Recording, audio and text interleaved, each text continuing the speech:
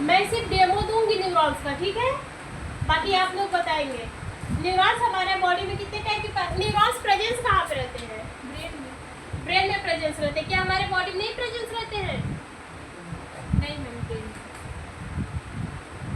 Million types of neurons कहाँ पे presence रहते हैं? हमारे ब्रेन में। तो उसको न्यूरॉन्स के नाम से जाना जाता है, लेकिन यही न्यूरॉन्स हमारे बॉडी में भी प्रेजेंस रहते हैं, लेकिन वो ग्रुप में प्रेजेंस रहते हैं, ठीक है। ढेर सारे डिफरेंट टाइप की ब्रांचेस निकली रहती है। उसी ब्रांचेस को हम लोग किस नाम से जानते हैं? नर्व के नाम से जानते हैं, ठीक है। बात समझ में आई?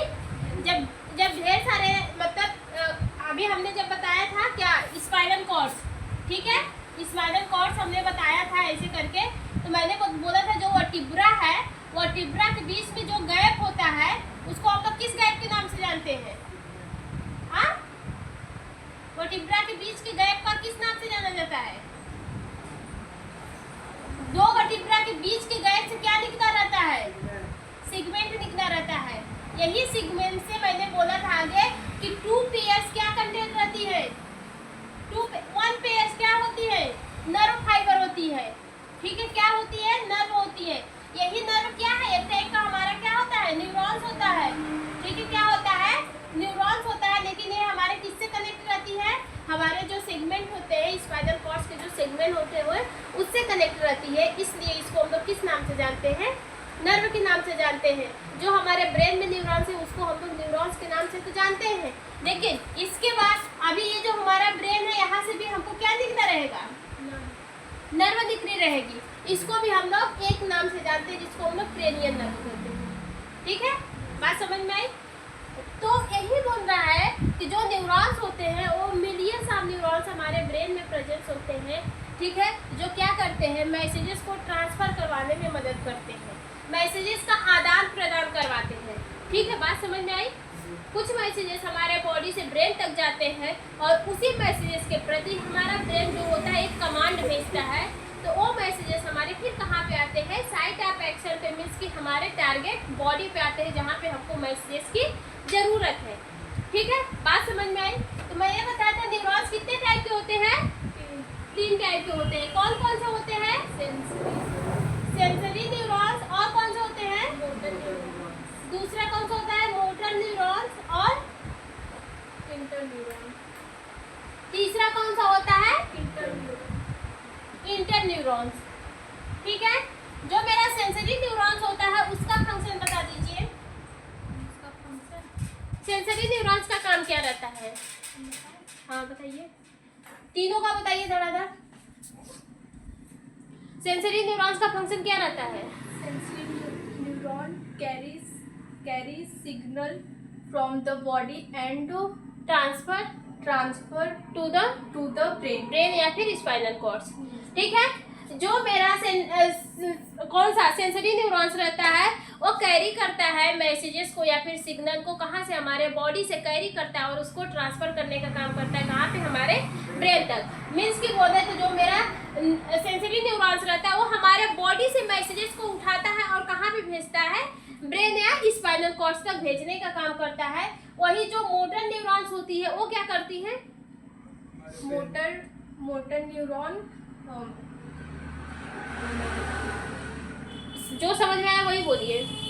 मैम कैरी सिग्नल हाँ, from to brain from brain and transfer send to the all parts of body.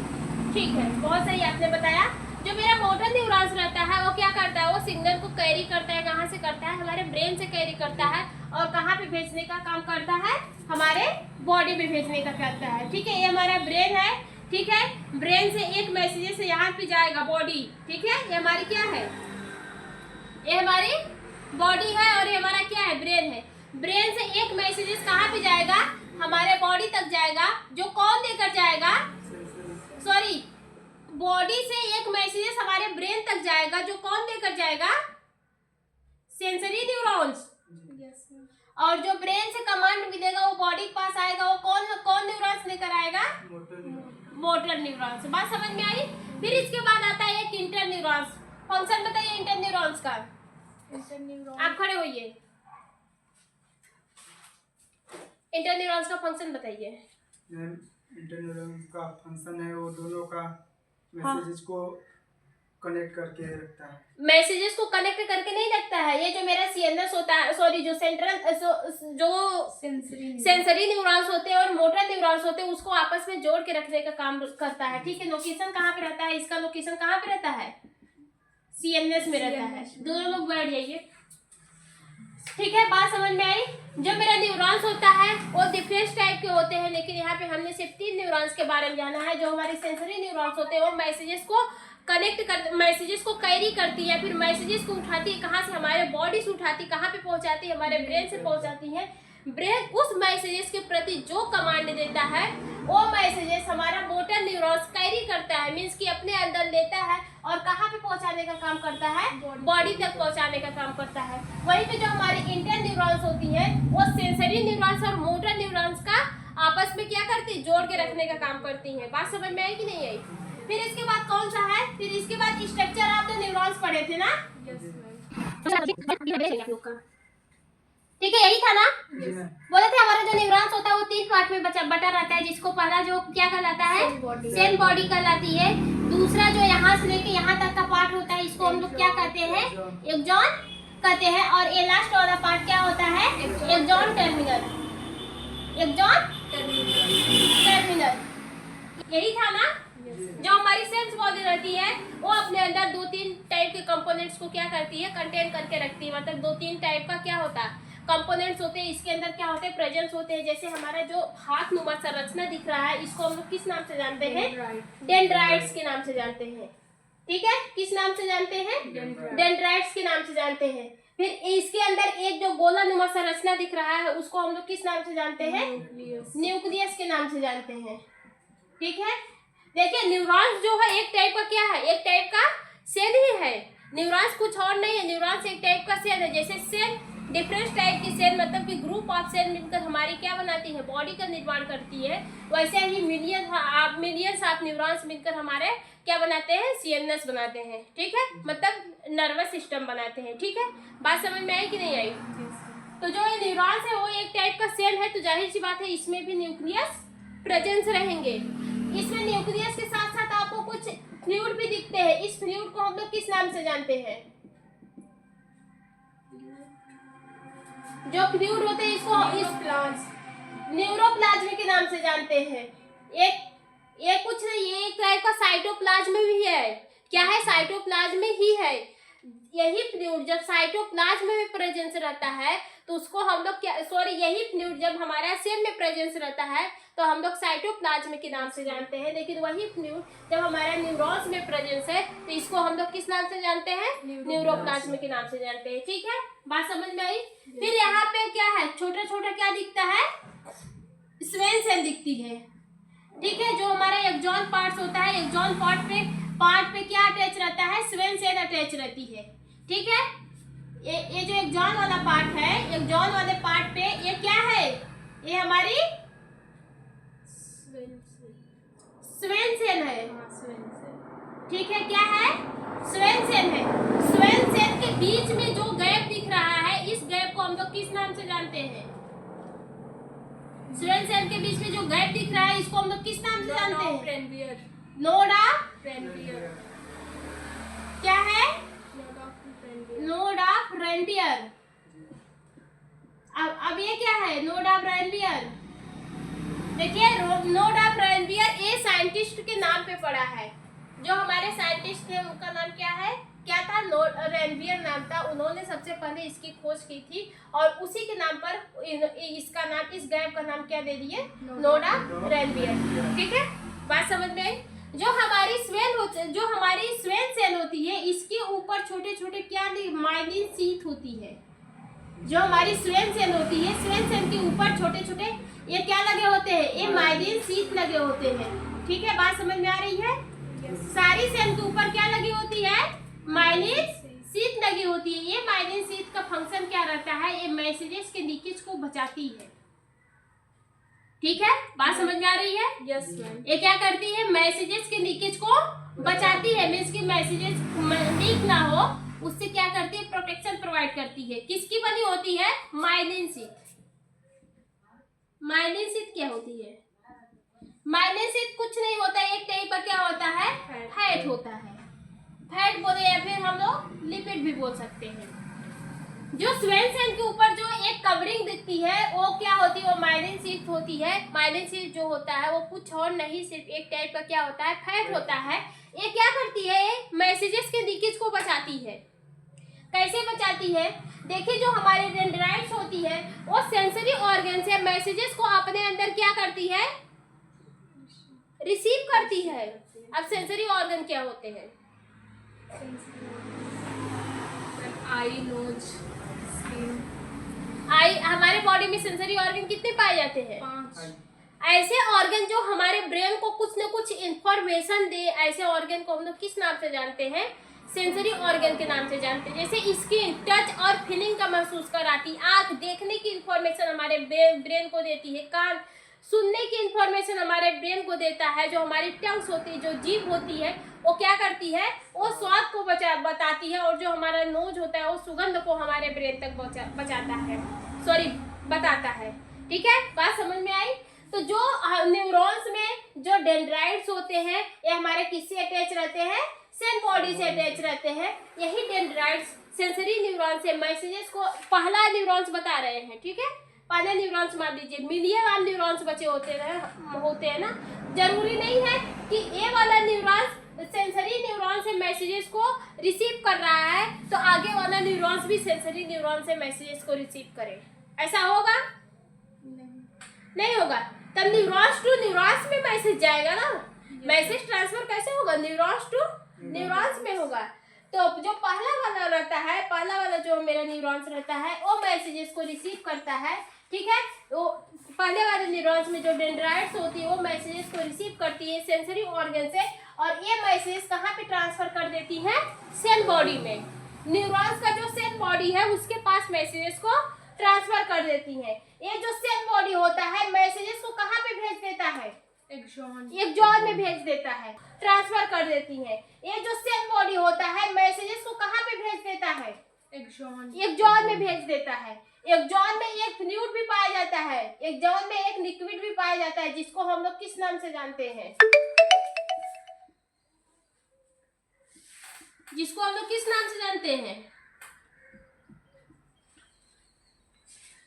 हमें बेवकूफ, जब यही फ्लूइड हमारा सेल में प्रेजेंस होता है तो साइटोप्लाज्म के नाम से जानते हैं ना, और यही फ्लूइड जब हमारा न्यूरॉन्स में प्रेजेंस है तो हम लोग न्यूरोप्लाज्म के नाम से जानते हैं, और यही फ्लूइड जब एक्सॉन में प्रेजेंस रहेगा तो उसको किस नाम से जानते हैं, एक्सोप्लाज्म के नाम से जानेंगे ना। ये क्या है, ये एक टाइप का प्लाज्म है, एक टाइप का फ्लूइड है, ठीक है। लेकिन इसका नाम इसके लोकेशन पर डिपेंड करता है, ठीक है, जहाँ पे प्रेजेंस है, जिस ऑर्गन में प्रेजेंस है उसी ऑर्गन के हिसाब से इसका नाम क्या हुआ, इंडिकेट कर दिया गया है। साइटोप्लाज्म सेल में प्रेजेंस है तो साइटोप्लाज्म, न्यूरॉन्स में प्रेजेंट है तो न्यूरोप्लाज्म, एक्सॉन में प्रेजेंस है तो एक्सोप्लाज्म, ठीक है, बात समझ में आई। तो जो हमारा डेंड्राइट्स होता है वो सेंसरी इंफॉर्मेशन अपने अंदर क्या करता है, कनेक्ट करता है, मीन्स की रिसीव करता है। वही इंफॉर्मेशन कहाँ पे भेज देता है, सेल बॉडी के पास भेज देता है। किस सेल के बॉडी के पास, न्यूरॉन्स के सेल बॉडी के पास भेज देता है। जो न्यूरॉन्स की सेल बॉडी होती है वो मैसेजेस को कहाँ पे ट्रांसफर कर देती है, एक्सॉन में ट्रांसफर कर देती है। अब एक्सॉन में मैसेजेस क्या होता है, सीधा नहीं भागता है, जंप करते हुए, एक्सॉन में मैसेजेस जंप करते हुए जाता है, ऐसे ऐसे जाता है। यहाँ पे मैसेजेस आया, यहाँ पे जंप करते हुए जाएगा। तो जो ये नोड ऑफ रेनवियर होता है, नोड ऑफ रेनवियर मैसेजेस को जंपिंग करवाने में मदद करता है। जैसे मेले में आप देखे होंगे कि एक क्या होता है, ऐसे घेर दिया जाता है, जालीनुमा रहता है, बीच में कुछ रहता है, उस पे बच्चे लोग कूदते हैं ना, तो वो देखते हैं बहुत ऊपर तक जाते हैं। जो उसका आरी का रहता है, जो आरी का जालीनुमा संरचना रहता है, वो बच्चे को प्रोटेक्ट करता है ताकि बच्चे इधर से उधर गिरे ना, ठीक है, बात समझ में आई। ये ऐसे ही रहता है ना, इसमें क्या करते हैं, इसमें बच्चे कूदते हैं, और जो जालीनुमा संरचना रहती है बच्चों को प्रोटेक्ट करती है ताकि बच्चा इधर से उधर मूव ना कर पाए, गिर ना पाए, ठीक है, बात समझ में आई। और जो नीचे वाला पार्ट रहता है वो बच्चों को जंपिंग करवाने में मदद करता है। देखते हैं बच्चे धीरे से ही कूदेगा लेकिन कुछ दूर तक ऊपर जाएगा। तो ठीक इसी टाइप से जो हमारा नोड ऑफ रेनवियर रहता है वो मैसेजेस को जंपिंग करवाने में मदद करता है, और जो हमारी स्वेन सेल होती है वो मैसेजेस के लीकेज को बचाती है। ठीक है, बात समझ में आई? मैसेजेस के लीकेज को बचाती ताकि ये मैसेज हमारा सीधा जाए, ना कि ऐसे जाए, ना ऐसे जाए, ना ऐसे जाए। ऐसे ऐसे भी तो मैसेज हो सकते हैं, हो सकते हैं ना। अब भाई आप कूदे, गेंदा अगर आप उछाले तो जरूरी है गेंदा सीधा जाए, ऐसे आए। गेंदा उछलने के बाद ऐसे भी भागता है, गेंदा उछलने के बाद इधर भी भागता है, उधर भी भागता है, हर एरिया में भागता है। तो मैसेजेस भी तो भाग सकता है।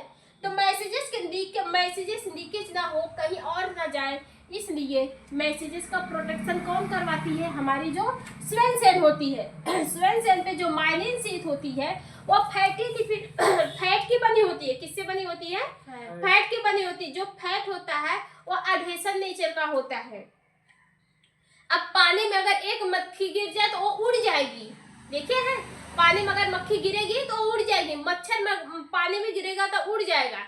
लेकिन अगर वही मक्खी अगर घी में गिरे या फिर ऑयल्स में गिरे तो वो नहीं उड़ पाती है, मरना उसका तय होता है।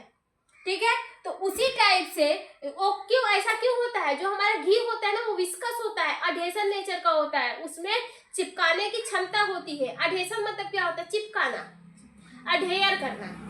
ठीक है, तो जो मेरा फैट होता है, जो हमारी स्वेन सेल होती है वो फैट की बनी होती है। इसके अंदर एक नेचर पाया जाता है किसका? अडहेशन का। ये मैसेजेस को अपने अंदर क्या करती है? चिपका देती है, जिसकी वजह से मैसेजेस लीक नहीं हो पाता है और सीधा कहाँ पे जाता है?